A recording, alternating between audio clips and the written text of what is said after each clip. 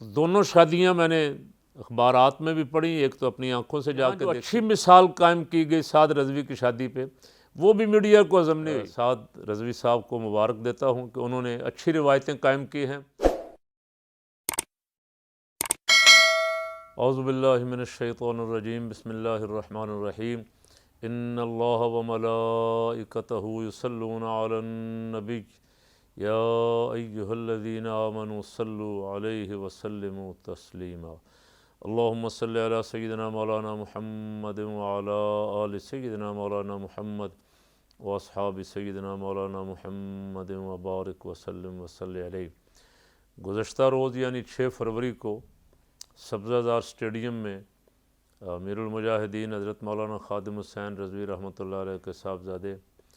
اور امیر تحریک لبیک پاکستان جناب حافظ سعد حسین رضوی صاحب کی دعوت ولیمہ تھی۔ میں بھی مفتی تصدق حسین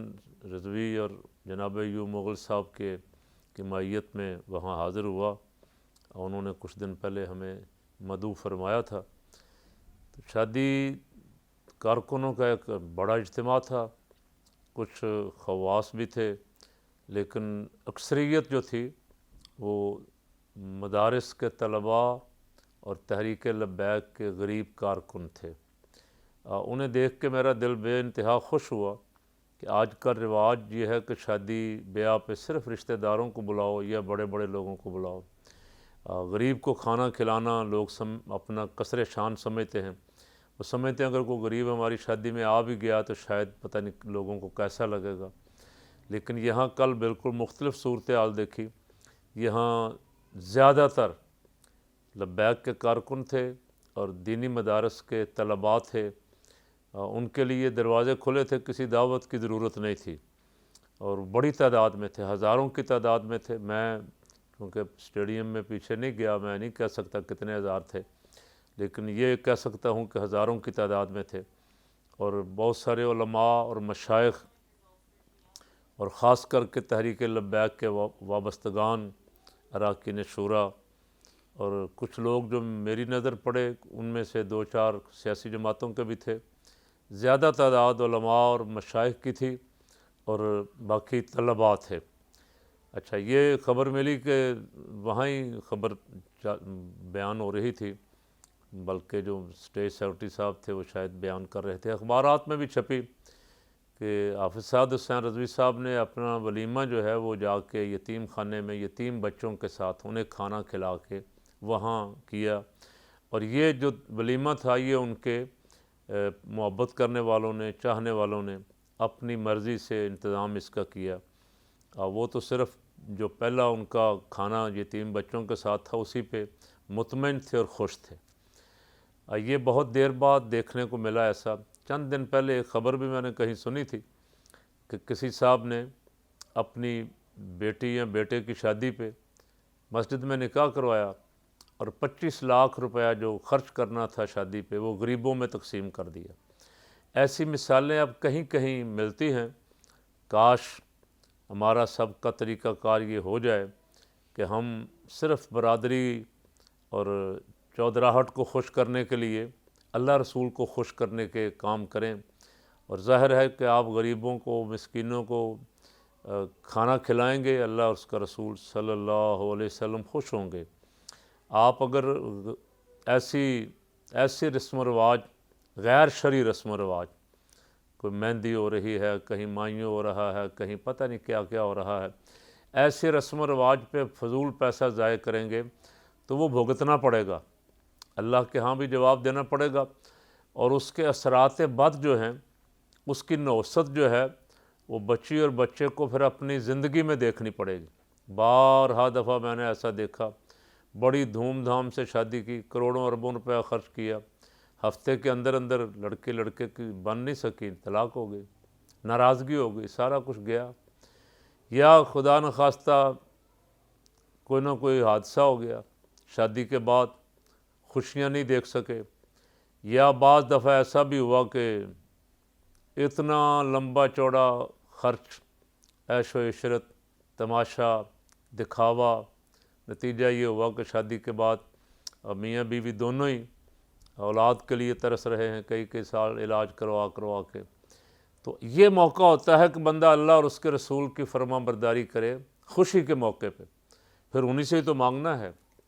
گھر میں برکت بھی انہی سے مانگنی ہے، اولاد بھی انہی سے مانگنی ہے،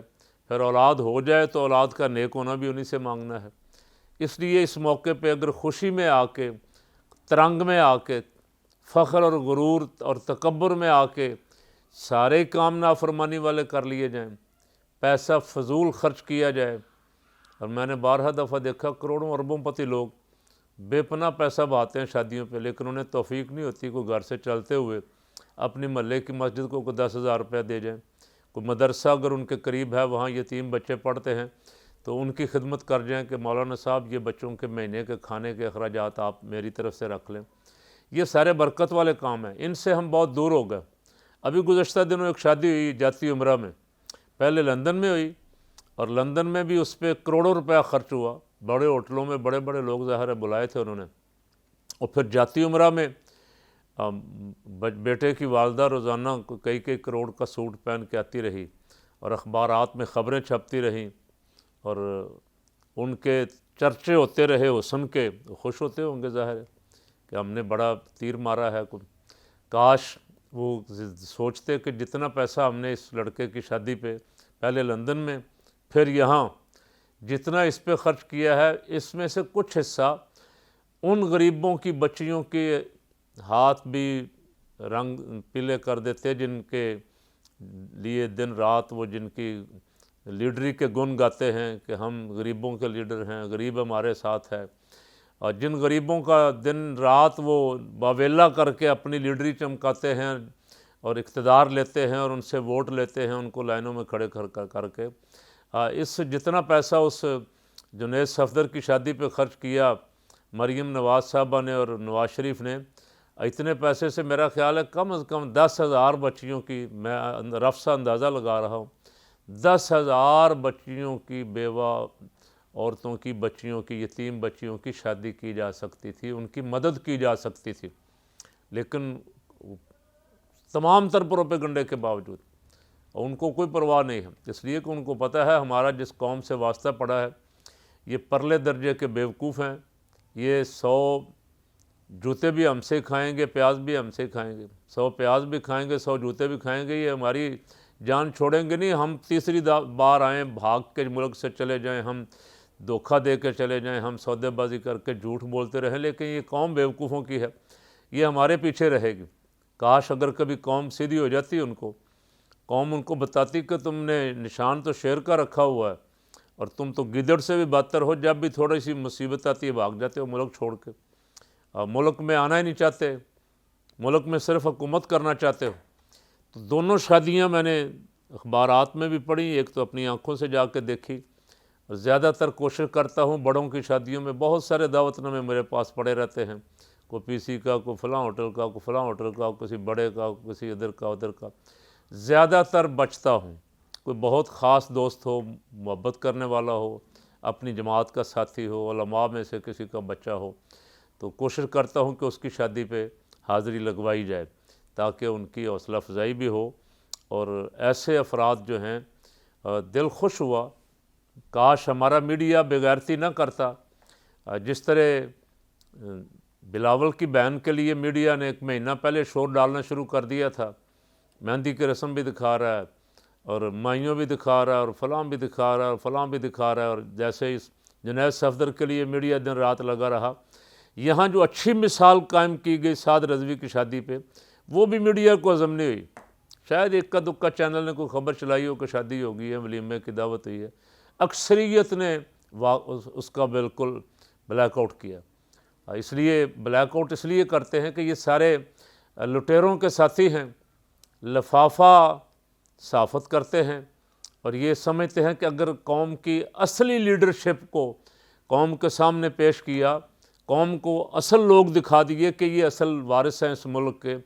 یہ اصل قائد ہیں اس ملک کے، تو پھر ہمارا کیا بنے گا، ہمارے لفافوں کا کیا بنے گا۔ تو کاش یہ سچ دکھائیں، اور کم از کم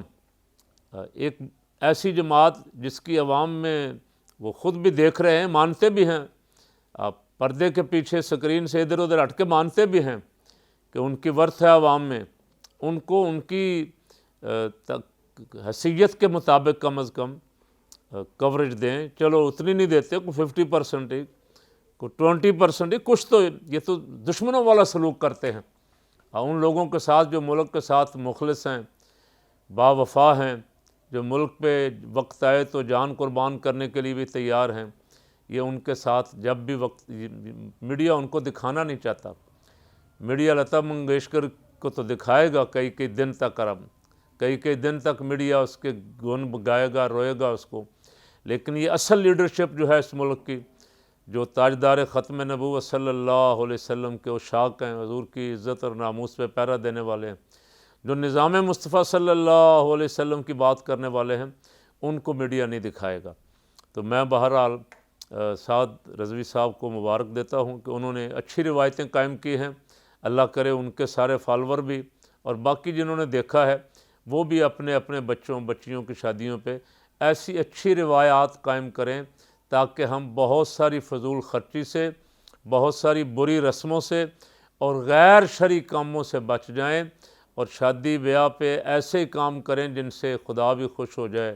رسول پاک صلی اللہ علیہ وسلم بھی خوش ہو جائیں. اللہ تعالی ہم سب کو اس کی توفیق عطا فرمائے.